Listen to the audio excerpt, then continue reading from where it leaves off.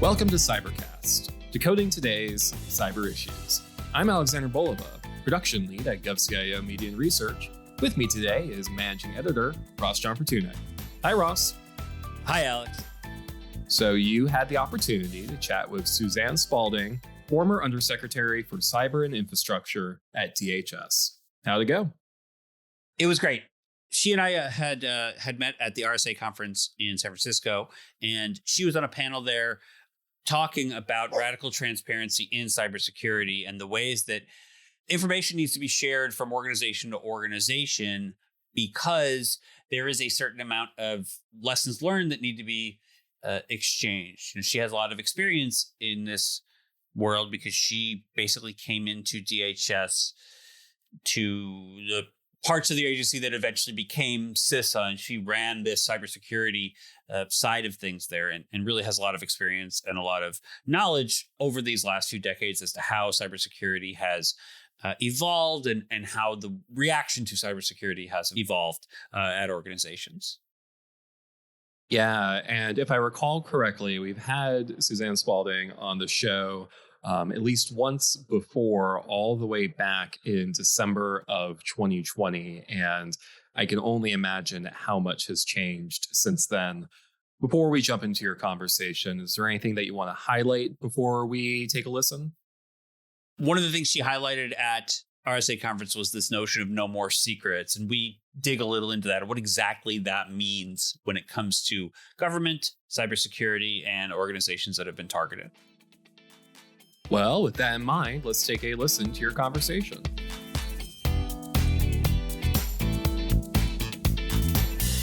Suzanne Spaulding is a senior advisor for Homeland Security and director of the Defending Democratic Institutions Project at the Center for Strategic and International Studies. She's also the former undersecretary for the Department of Homeland Security, where she led the National Protection and Programs Directorate. She joins me now to talk about transparency and security and all the ways that those things interact. Welcome to the program. Thank you, Ross. Great to be here. A little bit ago, you and I were both at the RSA conference in sunny California, where you were a part of a panel that was titled No More Secrets in Cybersecurity, Implementing Radical Transparency. So what does radical transparency look like, and how can it be achieved responsibly? Yeah, thank you, Ross. It was really exciting for me to be there and to be on a panel at RSA entitled No More Secrets. That was a title of a blog that I wrote in 2010 after having attended open source conference that the then director of national intelligence had, and hearing a longtime CIA analyst talk about that in 10 years, there would be no more secrets. And I think we can all concede that he didn't quite have the timeline right, but that the trend is really sort of undeniable. And I remember walking out of that conference, that was in 2008, thinking, I think he's really onto something here, and we are not ready. And the idea is that the shelf life of secrets is vanishingly short.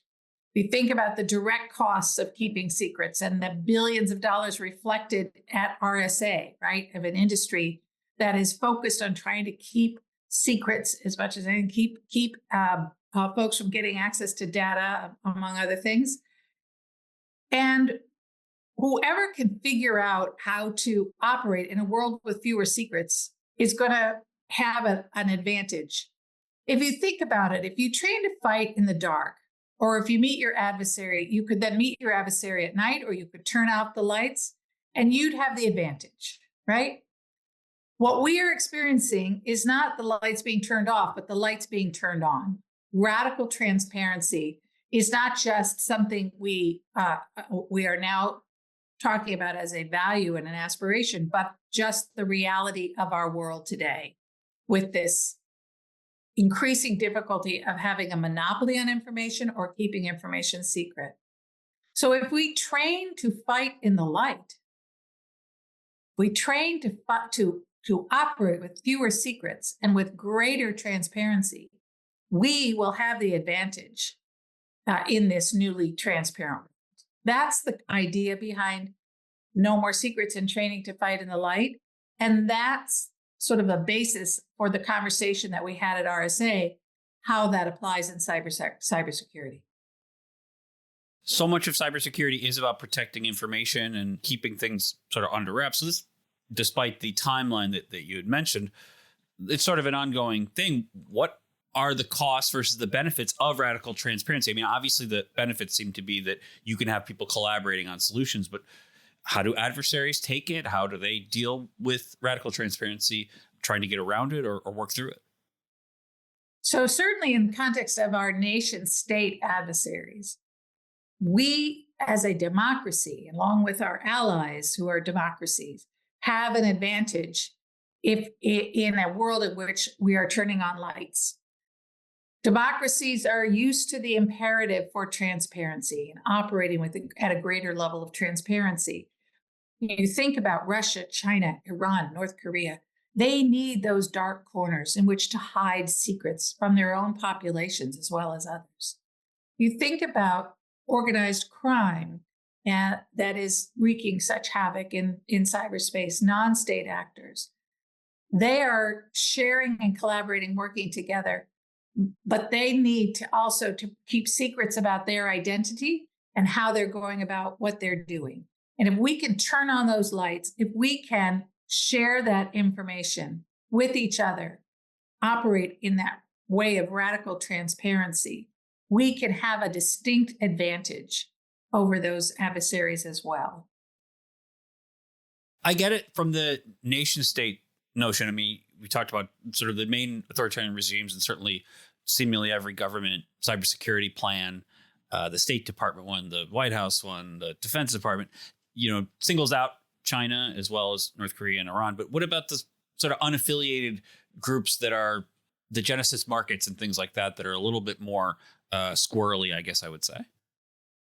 Again, I think we are going to have an advantage if we can share whatever we know about them.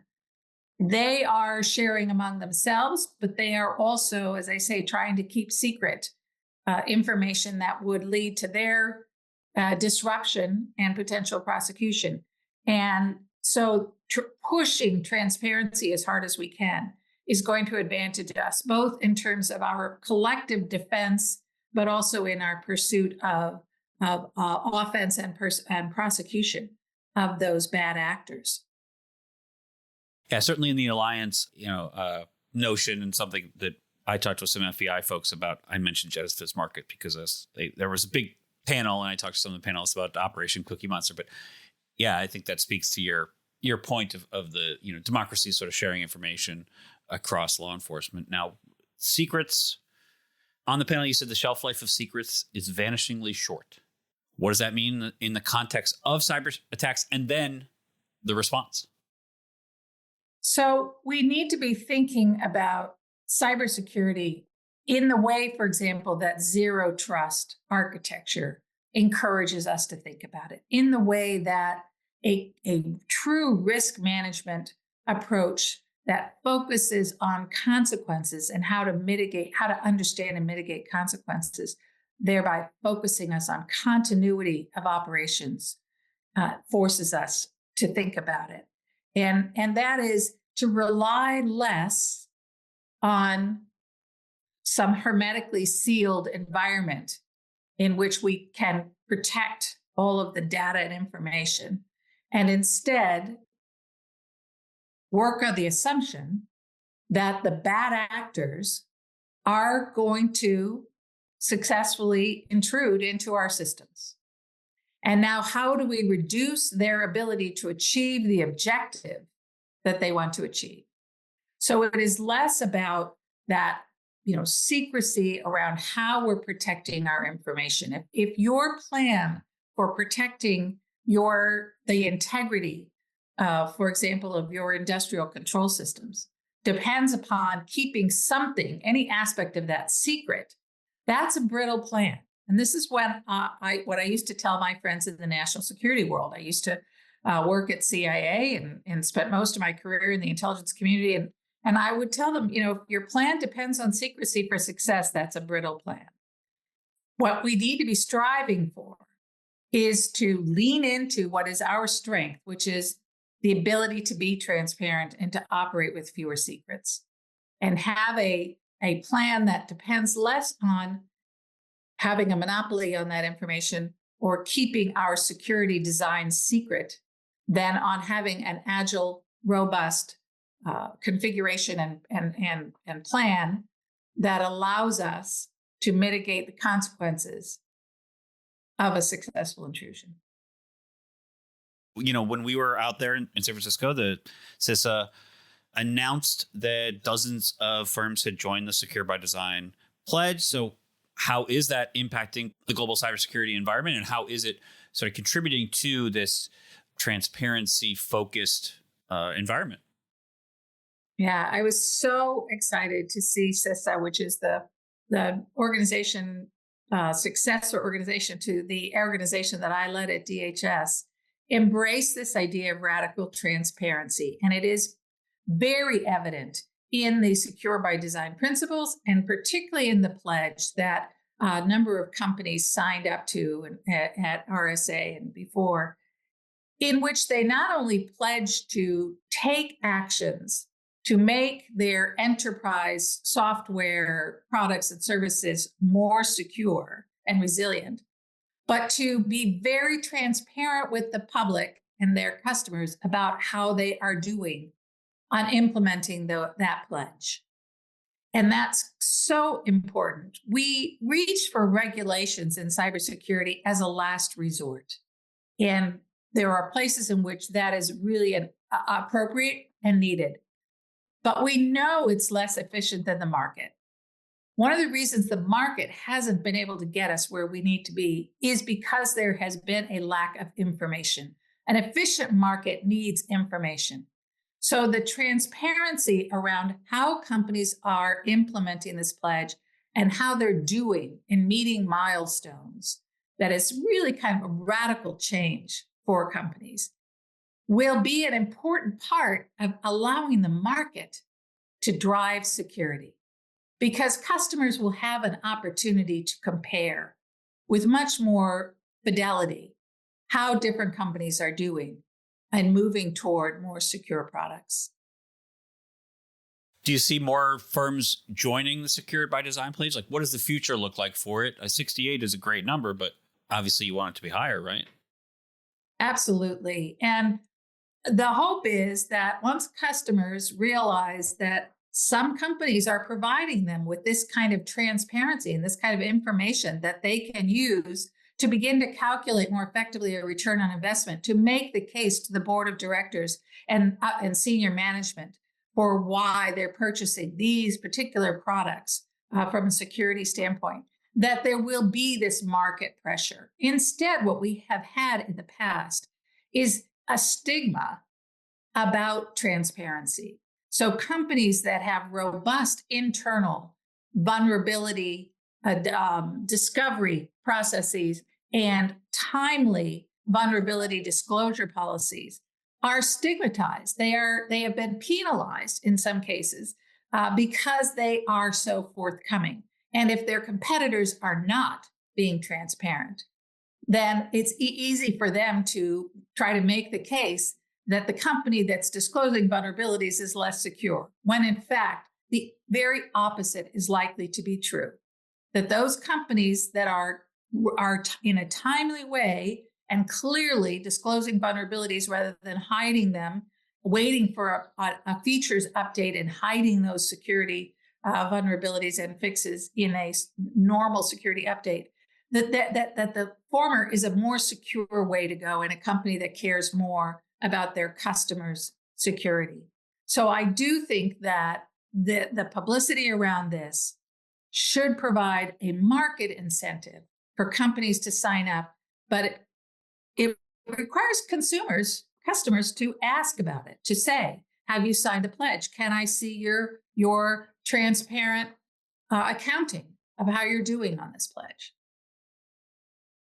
So much of the White House's cybersecurity plan, and I want to get your perspective on this before we get you out of here, it talks about it, and some of Secured by Design is part of this broad notion that cybersecurity comes from the top, and it's not all on the individuals, right? This notion that big organizations have better economies of scale and better expertise to be able to make things secure or to build up the ramparts at the front end. So you've worked in Congress, you worked at CIA, you worked in state government panels, you're at DHS, at the National Protection and Programs Directorate, which kind of turned into CISA to a certain extent. So you've got this knowledge base. How has cybersecurity policy evolved during all that time that you've been there? It's matured tremendously. And I give so much credit to my successors, Chris Krebs and now Jen Easterly. They have really matured the relationship with the private sector, which is absolutely essential, both through institutional mechanisms like the JCDC, the Joint Cyber Defense Center, but also just on a day-to-day basis, working with the private sector through things like this pledge. So that's a really important advancement. I think that relationship, but also this notion that you talked about of trying to shift the accountability to upstream, both because accountability ought to go with capability, who's in the best position to mitigate these cybersecurity vulnerabilities. And because they, as you said, they can do it at scale. The farther upstream you do, the more now we turn what is currently an adversary play, which is one to many, right? They can exploit one aspect of the supply chain and create weaknesses and vulnerabilities in many customers. We need to turn that one to many to an advantage on our part.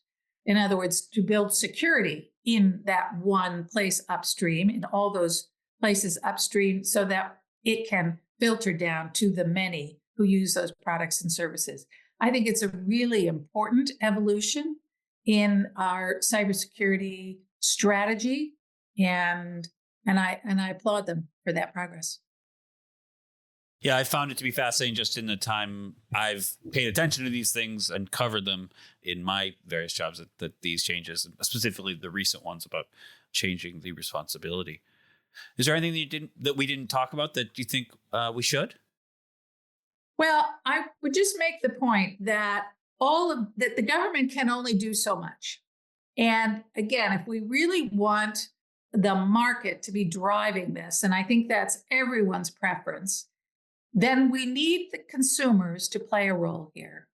And we need tech analysts when they're writing up reviews of particularly these software products and services, but ultimately the Internet of Things, and that they need to have a column when they list all the features that you should compare, a column for security, so that customers begin to realize this can be a distinguishing factor and something they ought to look for and something they ought to be willing to pay for. So I do think that the market needs this kind of information, and it's really great to see that information coming forward, but customers need to demand it. Yeah, I always wonder about that, about how much the tech revolution has made it such that we're, as a collective, we're more interested in convenience or performance or whatever, and things like security or safety may sometimes go by the wayside. So how we balance that is difficult from a regulatory standpoint, of course, and then how does the market sort of follow or not follow? And I do think that, as I say, tech analysts can play an important role in reminding customers this is something they should be focused on. Absolutely. Suzanne, thanks so much for being on with us. Thank you, Ross. Enjoyed the conversation.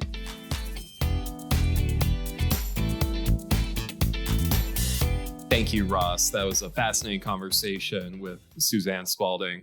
Before we let our listeners go, do you have any last highlights or takeaways to leave them with? CISA at RSA conference announced the dozens of organizations that are joining the Secure by Design pledge. So not shockingly, Suzanne and I talked a little bit about the import of Secure by Design and how that will factor into organizations and just generally people's approach to cybersecurity and how those things can coalesce. Well, thank you again, Ross. Listeners can tune in next week for a brand new podcast in our GovCIO Media and Research podcast feed. But in the meantime, if you like what you heard, make sure you leave a review and a 5-star rating. Subscribe as well, and hey, tell a friend. We always appreciate growing our audience. I'm Alexander Bolova. I'm Ross John Fortune.